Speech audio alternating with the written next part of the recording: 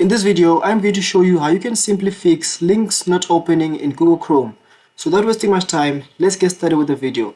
So the first method is that you can simply restart your laptop or PC and see if it works again.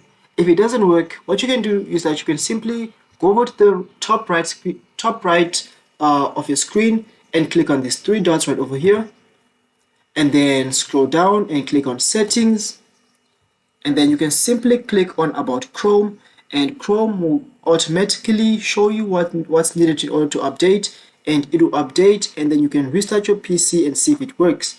If it doesn't work, the third method is that you can simply scroll up again and then go to Privacy and Security, and then click on Delete Browsing Data, and then make sure that browsing history, cookies and site data, cached images and files, that's if you want to turn it on, or download the history, that's if you want to, is turned on, and then click on Delete Data, and then this should sometimes help with the problem.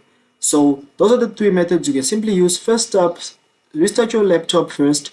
The third thing is update Chrome. The second thing is to update Chrome, and the third thing is to just delete your browsing data. And those three methods should simply solve your problem. So if you found this video helpful, or you tested the methods and they worked, comment down in the comment section below and like the video and subscribe to the channel.